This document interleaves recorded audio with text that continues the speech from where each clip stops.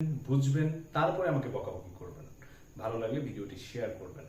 জুলাই আন্দোলনে নিহত নিয়ে আমার কাছে যেমন ধোঁয়াশা রয়েছে, সারা বাংলাদেশের মানুষের কাছে জুলাই আন্দোলনের নিহত সংখ্যা নিয়ে ধোঁয়াশা রয়েছে। ঠিক তেমনই একটি সংখ্যা আমি এখানে লিখেছি, আমি বলার পরে আপনারা বুঝতে পারবেন। আপনারা জানেন যে নিহত এক একজন এক রকম তথ্য দিয়েছেন, যে এই আন্দোলনে নিহত কয়জন হয়েছেন, কোন দলের কতজন নিহত হয়েছেন, বা পুলিশ কতজন নিহত হয়েছেন। যেহেতু জুলাই আন্দোলনের পরে শেখ হাসিনা সরকারের পতনের পরে দায়িত্বে আসেন এই আন্দোলনের নেতৃত্ব দানকারী সরকার, ছাত্রদের পছন্দের সরকার, ডক্টর মোহাম্মদ ইউনূস প্রধান উপদেষ্টা হিসেবে দায়িত্ব পালন করে এবং ছাত্ররাও সরকারে ছিলেন। তারা যে তথ্য দিয়েছেন সেটির ভিত্তিতেই চলুন একটু বিশ্লেষণ করা যাক। কথা না বলে আমরা একটু কাজে আসি। আমার বোর্ডে আমি চলে যাব, আপনারা অবশ্যই দেখবেন। জুলাইয়ে ডক্টর মোহাম্মদ ইউনূস প্রথমে বলেছিলেন যে জুলাই আন্দোলনে নিহত হয়েছে হচ্ছে আপনার 1500 জন নিহত হয়েছে, 1500 জন নিহতের কথা বলা হয়েছে। যাই হোক, পরে ইউএনডিএ ফ্যাক্ট চেকিং এ দেখা যায় 1400 জন, যেটা এখনো গণমাধ্যমের খবর বা জুলাই আন্দোলনে যারা আন্দোলন করেছিলেন, আমাদের ছাত্র সমাজ বলেন বা 32টা দল বলেন, বিএনপি, জামাত সহ এনসিপি তো তখন ছিলেন না, তখন ছাত্র ছিলেন, তারা যে আন্দোলন করেছিলেন সেই আন্দোলনের সংখ্যাতে আমরা যদি বলি তাহলে অনেকেই বলেন 1400। এখন আমার একটা প্রশ্ন আসেন, তারপরে আসেন সরকার তো এই আন্দোলনে যারা ছিলেন তারাই তো সরকারে ছিলেন। আমি এইগুলো একটু কষ্ট করে বের করেছি। আন্দোলনে ছিলেন অন্য কোনো দল কিন্তু না, সেনাবাহিনীও ছিলেন না, ছিলেন যারা আন্দোলন করেছেন, যারা শেখ হাসিনা সরকারের পতন ঘটিয়েছেন, তারাই কিন্তু 2 বছর দেশ চালিয়েছেন। তারা গেজেট প্রকাশ করলেন, নিহতর গেজেট প্রকাশ করলেন, সেখানে কিন্তু তারা সংখ্যা দিলেন 844 জন। দেখেন, সরকারি গেজেটের সংখ্যা হচ্ছে 844 জন, যে 1400 থেকে 600 জন কম, 600 জন কিন্তু তারাই কমিয়ে দিলেন। যদি 1400 নিহত হয় তাহলে কেন গেজেটে, সরকারি গেজেট বা সরকারি তালিকাভুক্ত 1400 জনই তালিকাভুক্ত হলেন না কেন? এটা একটা প্রশ্ন আপনাদের কাছে রেখে গেলাম এবং সবার কাছে। তাহলে সুযোগ সুবিধাগুলো এই 1400 জনের ফ্যামিলি পেত। যদি এদের 1400 জনের মধ্যে 600 জন আসলে তাদেরকে খুঁজেই পাওয়া যায়নি, এমনটি তো হতে পারে যে গেজেট প্রকাশ করব, তার ঠিকানাটি কোথায়? এদের এই 600 জন আসলে কি ঠিকানাবিহীন মানুষ হতে পারে?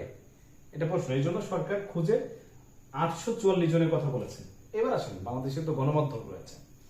এখন প্রথম আলো সহ মেইন স্ট্রিম যে গণমাধ্যম, তারা বিভিন্ন সময় ওই নিউজগুলো আপনারা এখন দেখলে আমার কাছে আছে বা আপনারাও দেখতে পারেন, এটা সার্চ দিলে পাবেন।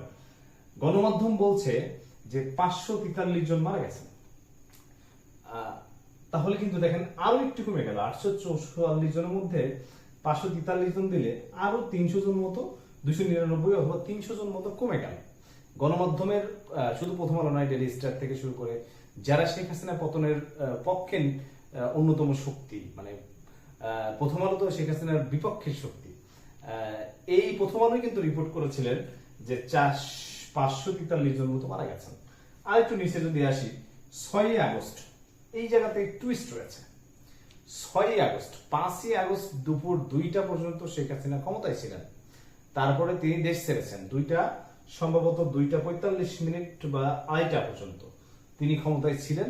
সেই পর্যন্ত মৃত্যুর দায় শেখ হাসিনাকে দেওয়া যায়, তারপরে মৃত্যুর দায়গুলো কে নেবে? এখন প্রশ্ন হচ্ছে, 6 আগস্ট নিহত সংখ্যা ছিল 107 জন। 6 আগস্ট সরকারি হিসাবে নিহত সংখ্যা হচ্ছে 107 জন। তাহলে আমরা 5 আগস্টের নিহত সংখ্যা 6 আগস্টের নিহত সংখ্যার সাথে যোগ করলে তো হবে না। 6 আগস্ট যারা মারা গেছেন তারা কি আন্দোলনে মারা গেছেন? এই প্রশ্ন থেকে যায়। তাহলে যদি আমরা এই 107 জন বাদ দিই তাহলে দেখেন 443 জন নিহত সংখ্যা দাঁড়ায়। আসেন, টুইস্ট এখানেই শেষ নয়, টুইস্ট আরো আছে, দেখতে থাকুন। এবার আসেন 5 আগস্ট যেদিন সরকার পতন হয় সেই দিন নিহত হন 108 জন। সেই দিন নিহত হন 108 জন। তাহলে সেদিন সকাল থেকে কি 108 জন নিহত হয়েছে, না শেখ হাসিনা চলে যাওয়ার পর তৎকালীন প্রধানমন্ত্রী দেশ ছাড়ার পর 2:45 যদি ধরেন তিনি গণভবন থেকে চলে গেছেন, এই এই সময়ের পর থেকেই হত্যাকাণ্ড কিন্তু বেড়েছে। সকালের দিকে তেমন হত্যাকাণ্ড হয়নি, আমরা গণমাধ্যমে এগুলো দেখেছি। তাহলে 5ই আগস্টে নিহত হয়েছে কিন্তু 108 জন। 5ই আগস্টে কি সরকার তো ছেড়ে দিয়েছে, সকাল থেকে সেনাবাহিনী ছেড়ে দিয়েছে যে আর এবং সরকার প্রধানকে বলে দিয়েছে আপনি চলে যান, আপনার জীবন সংকট, এবং এই যেভাবে অনেক গল্প শোনা যায় সেগুলো অন্য ভিডিওতে বলবো। তাহলে আমরা যদি ওই 5ই আগস্টের হত্যাকাণ্ডের সংখ্যা যদি মাইনাস করি তাহলে 329 জনে চলে আসে। এখন এই সংখ্যা, এই 5ই আগস্টের হত্যার সংখ্যাও কি আপনারা ওই জুলাই আন্দোলনের হত্যার সঙ্গে সঙ্গে যোগ করবেন? এইটা বুদ্ধিমানের কাজ হবে কিনা, বা এই পরিসংখ্যান বা এটা কি আদৌ এই হিসাবে আসে কিনা। তারপরে আসেন গেজেটে কিন্তু এখানে পুলিশ হত্যার কথা বলা হয়েছে। সরকারি হিসাবে 44 জন পুলিশকে হত্যা করা হয়েছে, যদিও এই সংখ্যা আসলে একটি হাস্যকর। একটি থানা, যদি আমরা একটি থানাতেই আমরা দেখেছিলাম 13, 14 জন, 15 জন, 20 জন, পুরা থানা তো বেশ, বাংলাদেশের ম্যাক্সিমাম থানাতে তারা পুলিশ হত্যা করে টেঙে মানে ঝুলিয়ে রাখা হয়েছিল ইত্যাদি ইত্যাদি। অবশ্য জুলাই হত্যাকাণ্ডেও বেশ কিছু হৃদয় বিশ্বকারী হত্যাকাণ্ড হয়েছিল, যেগুলো নিয়ে অনেক প্রশ্ন আছে, সেগুলো নিয়ে ভবিষ্যতে কিন্তু আবার কথা বলা হবে। এখন কথা হচ্ছে 44 জন তো পুলিশ ছিল, তাহলে 229-এর মধ্যে যদি আপনি 44 বাদ দেন 285 থাকছে। আবার প্রথম আলো থেকে ডেইলি স্টাররা যারা রিপোর্ট করেছেন, আমি আওয়ামী লীগের গণমাধ্যম বাদে কথা বলতেছি, আপনারা বুঝে নেবেন। তারা আবার বলছে যে 5ই আগস্টের ওই সময় থেকে 87 জন আওয়ামী লীগের কর্মী নিহত হয়েছেন, নেতা কর্মী নিহত হয়েছেন 5 থেকে 6 আগস্ট পর্যন্ত। তাহলে 87 জন যদি বাদ দেন তাহলে দেখেন 285 থেকে 87 জন বাদ দিলে আর 199 পর্যন্ত থাকে। তো দেখেন সংখ্যা আস্তে আস্তে কমতেছে। এখন আমার প্রশ্ন হচ্ছে 6 আগস্ট 5ই আগস্টের যে থিওরিগুলো আপনাদের কাছে বললাম, এগুলো তো আসলে মিথ্যা কথা নয়। মিথ্যা কথার এখানে কিন্তু কোনো কিছুই আমি বলিনি। এখন কথা হচ্ছে আপনারা হয়তো আমাকে অনেক গালাগালি করতে পারেন, বাট আমার এই সংখ্যার এবং গেজেট সরকারি হিসাব, এই হিসাব থেকে কিন্তু অনেকেই আপনি বের করতে পারবেন না। এখন কথা হচ্ছে 198 জন ধরি শিশু ছিলেন এর মধ্যে।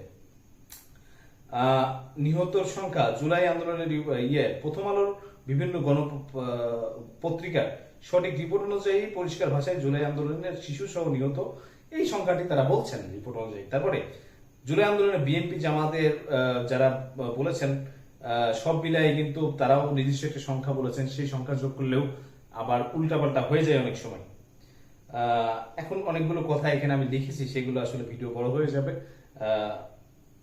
সেগুলো বলছি না। অনেক কিছুই আসলে বলার ছিল। যাই হোক, এখানে আর বেশি কথা বলার মতো সুযোগ নেই। এই সংখ্যাটা আসলে কোথাও কোনো ভুল আছে কিনা, বা এই হিসাবটা কোথাও ভুল আছে কিনা, বা জুলাই আন্দোলন যে মেটিকুলাস ডিজাইনে সরকার পতনের আন্দোলন ছিল, কোটার আন্দোলন ছিল কিনা। আবার একটি প্রশ্ন রেখে গেলাম ছাত্র সমাজের কাছে, এখনো কোটা আছে না গেছে, এই প্রশ্নটা রেখে আমি ভিডিওটি শেষ করব। তবে জুলাই যে স্বপ্ন নিয়ে আপনারা জুলাই আন্দোলন করেছিলেন, সেই স্বপ্নটুকু কতটুকু বাস্তবায়িত হলো, এই প্রশ্নটি রেখে আমি ভিডিওটি শেষ করছি। ভালো থাকবেন সবাই, সুস্থ থাকবেন, সুন্দর থাকবেন, অবশ্যই সাবধানে থাকবেন। আসসালামু আলাইকুম।